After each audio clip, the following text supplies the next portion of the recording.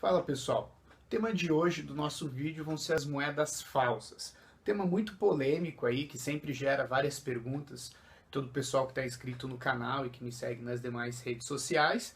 Então a ideia hoje aí vai ser dar algumas dicas gerais aí para você poder identificar na sua própria coleção, nas peças, né, nas moedas que lhe caem na mão, se elas são autênticas ou não. Bom, a falsificação de moedas é tão antiga quanto as próprias moedas. Então, sempre que se teve moeda circulando, se teve a falsificação dessas.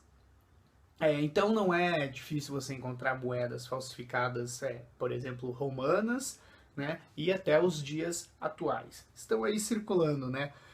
Volta e meia a gente acaba vendo uma notícia do jornal que uma pequena fabriqueta de moedas foi fechada.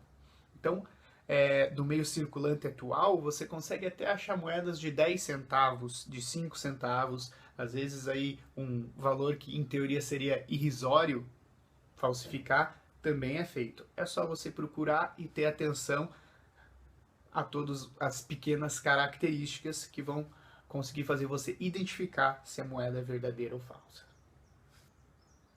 Mas vamos lá, antes de mais nada, algo muito importante tem que ser colocado. Existe uma diferença fundamental entre moedas falsas e moedas falsificadas, né? Essa discussão ela é colocada por vários estudiosos. No caso, hoje aqui eu vou me pautar pelo que o Kurt Prober, o importante numismata, aí, fala sobre o assunto. Então vamos lá. A moeda falsa, né, que a gente às vezes chama ou de falsa de época ou de falsa do período, são moedas feitas no período de vigência daquela moeda, certo? Para enganar o erário, ou seja, moedas falsificadas no próprio período para entrar em circulação e enganar, né, o comércio, o governo, enganar todos, né, com um dinheiro de mentira. Já as moedas falsificadas são moedas feitas posteriormente para enganar um colecionador. Então vamos lá, uma peça de prata de uma data raríssima feita atualmente para entrar numa coleção, enganar um colecionador, né? Então ela não é feita para enganar o meio circulante, ela é feita para enganar alguém que está montando uma coleção. Então é sempre ter atenção nessa diferença. Então o que temos que ter em mente é que essas moedas falsificadas, elas são réplicas de moedas antigas a fim de enganar o colecionador. E o tema de hoje não são essas moedas, mas sim as moedas falsas. As falsas do período, as moedas que foram falsificadas para enganar o meio circulante, que de certa forma acabam fazendo parte da numária brasileira, uma vez que elas circularam como verdadeiras, né? A grande maioria das peças, como a gente vai ver nos exemplos e nas dicas a seguir, possuem sinais de circulação. Foram moedas que efetivamente participaram do mercado, mesmo não sendo moedas oficiais. Bom, pessoal, é lógico que não dá para dar conta num único vídeo, né, de todas as moedas brasileiras e suas falsificações. Então a gente vai fazer aí um recorte temporal, né, ou seja, pegar as moedas de 1848 para os dias atuais, né, então aí, dependente do metal, moedas de prata, de bronze alumínio, de níquel, né, então aí tentar dar conta desse universo. Até porque são as moedas que mais comumente estão na mão de todos, né? Existe todo um mundo à parte das falsificações de cobre, que a gente trata aí num vídeo futuro, porque é um estudo muito mais aprofundado. Então hoje, pautar nas moedas 1840 até hoje e como identificar as principais características, enfim, dar uma dica para vocês conseguirem fazer a identificação delas sozinhos. Bom, nós temos basicamente duas formas de falsificação de moedas que a gente consegue encontrar. A primeira delas é por meio da cunhagem, efetivamente. Então, se faz um cunho novo, anverso e reverso, né? Se pega um disco, se cunha a moeda falsa e se põe no mercado. O mesmo processo que ocorre aí nas casas de cunhagem oficial. A diferença é que esse cunho, logicamente, não vai ter a mesma qualidade de um cunho oficial, uma vez que o cara não é um abridor de cunho, né? E a gente vai ter aí discos menores, o peso menor, várias imperfeições na legenda. Vai ser um trabalho mais rústico, né? Não tem como uma pessoa qualquer ter uma excelência de trabalho equivalente a uma pessoa que trabalha dentro da casa da moeda, certo? Além disso, você também vai ver o tipo de metal. Uma moeda de prata, para ser falsificada, ela pode ser feita com peso menor, com uma prata menos pura, né, com uma liga com grande quantidade de outros metais misturados. Isso mesmo para o níquel, para o bronze, enfim, né, você pode mexer com a pureza desse metal, né, então aí ela sai mais barata para ser feita. A segunda forma de falsificação, e a mais comum, são as ditas moedas fundidas. Então, qual que é a ideia? Eles vão pegar uma moeda verdadeira, vão fazer um molde, e depois, a partir desse molde, vão injetar metal líquido dentro para fazer uma moeda falsa. Essas são um pouquinho mais difíceis de você perceber diferenças em legendas, em desenhos, elas tendem a ficar mais perfeitas. Porém, a partir do momento que você faz um processo de fundição e não de cunhagem, né, com a batida, essas peças elas vão ter porosidade, elas vão ter pequenas bolhas na superfície, elas nunca vão ter uma superfície plena, lisa, né? O que você, com uma boa lupa de joalheiro, daquela pequenininha de aproximação, você consegue identificar. Mas as fundidas são sempre as mais comuns de serem encontradas.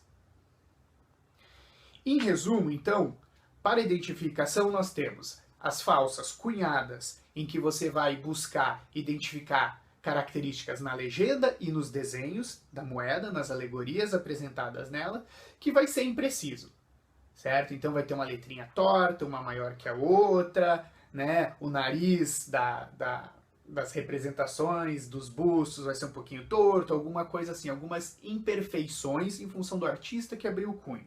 Já no caso das moedas fundidas, o que vai te dar a certeza de ser ou não uma moeda falsa vai ser a porosidade da fundição, né? Então, todas as superfícies que devem ser extremamente lisas e bonitas vão ter pequenos pontinhos em função desse processo de fundição no qual a moeda foi feita. Seguimos então alguns exemplos. Então, eu vou passar uma série de imagens, né, e vou fazendo alguns comentários para vocês conseguirem observar nessas moedas, né, todas essas pequenas imperfeições de legenda e de desenho, bem como, né, a porosidade, enfim, todos esses indícios que vão levar vocês a comprovar se uma moeda é autêntica ou não. Bom, nesse primeiro exemplo aí nós temos então uma peça fundida, né, dá para ver claramente que não é prata, né, ela é bem disforme, bem porosa, enfim, essa fica de fácil identificação. Já esse outro exemplo aí um pouquinho mais difícil, né, ela super bem feita, né? Ela tem uma pátina muito diferente do que se espera na prata e dá para perceber a porosidade em cima do rock da legenda. Então ela tem toda essa porosidade para você poder identificar. Essa outra também fundida, né? Dá para perceber bem aí como tem pouca profundidade a legenda, bastante bolha sobre o busto Dom Pedro II. Esse é um exemplo super bom de como é uma peça fundida, né? Ela tem realmente muitas e muitas bolhas, né? O que fica bem fácil aí de perceber. A prata nunca vai ficar com esse tipo de bolha, com essa porosidade. Aí mais uma pecinha. Interessante ver também a forma como ela envelhece e vai ganhando pátina também. Uma peça de prata tende a continuar bonita, com seu campo liso, e essas não, elas começam a corroer mesmo pela baixa qualidade do material. Esse outro exemplo aí também é uma peça bem escura, né? Então dá para perceber claramente que ela não é feita de prata, provavelmente uma liga rica em estanho pelo tipo de cor que ela tem. Outra também possivelmente rica em estanho, dá para ver ali sobre o brasão da República ali as bolhas bem acentuadas, né? O peso de todas essas peças também não corresponde ao real, né? Então, se a gente for pegar no catálogo para ver o peso certinho, né? Essa é uma outra característica fundamental e importante. O peso nunca é correto desse tipo de peça. É claro que quanto a essas corrosões, essas bolhas, moedas que por muito tempo ficaram enterradas também podem acabar apresentando esse tipo de característica, né? Mas com o tempo, com a experiência, eles vão percebendo, né, que é diferente quando isso é da peça pelo tipo de metal e quando essa peça realmente ficou por muito tempo enterrada. Essa aí é interessante, que é uma peça que levou um banho, né? Dá para ver que nos relevos mais altos ela já está perdendo esse banho prateado aí para simular ser uma moeda de prata. Essa aí é uma peça cunhada, né? Dá pra ver bem aí que ela não tem essas bolhazinhas e a legenda, as estrelas, todos os desenhos são muito tortos e toscos aí, né? Pela falta de qualidade na abertura do cunho. Essa aí, a mocinha, como costumam chamar, mais comum de achar falsa é essa. Da história republicana, com toda certeza, essa foi a peça mais falsificada. Diversos tipos de metais, quase todas as datas, enfim, peça super comum. Essa aí uma outra cunhada também, dá para ver pela legenda e pela efígie do Caxias, bem diferente. Outra dica importante também são as serrilhas. As serrilhas sempre são mais mal feitas e tortas quando se trata de moedas falsas do período. Uma boa observação sempre deve levar em conta a serrilha, que traz características importantes. Bom, pessoal, feitas essas observações, né, acredito que agora vocês consigam, né, identificar nas suas coleções, né, se vocês têm ou não algumas moedas falsas do período, certo? Sempre lembrando que é fundamental, né, uma boa lupa, né, tanto aquela lupa comum quanto aquela pequena lupa de joalheiro, para fazer uma melhor observação dessas moedas e ter a certeza, né, desse diagnóstico, né? Se vocês têm alguma dúvida quanto à utilização da lupa de joalheiro, que tipo dê uma conferida aqui no próprio canal, que tem um vídeo exclusivo só falando sobre lupa e iluminação para fazer uma melhor observação. Bom, pessoal, por fim, a última colocação sobre o tema é a seguinte: essas moedas devem ou não fazer parte da sua coleção? Eu, pessoalmente, gosto muito dessas peças falsas do período. Eu tenho na minha coleção diversas dessas peças, desde o período colonial, Brasil, Reino Unido e Portugal, passando pelo Império, chegando à República e do Plano Real. Então, é interessante, essas peças efetivamente circularam, elas foram feitas para enganar o meio circulante, o erário público, o comércio, certo? Então elas fazem parte da história. É claro que elas devem ser classificadas como falsas, né? Elas devem ser colocadas na coleção dessa forma, discriminada, tem uma história diferente, uma procedência diferente, mas não deixam de ser peças interessantes. Creio que pelo menos uma pecinha falsa em uma coleção sempre deve ter, para ter aquela coisa como exemplo.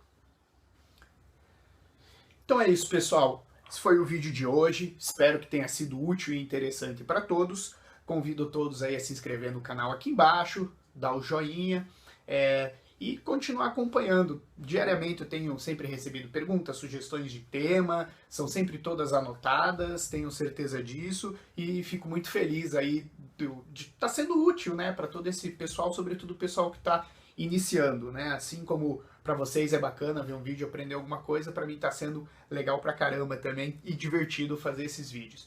Então, até o próximo, se inscreve no canal. Falou!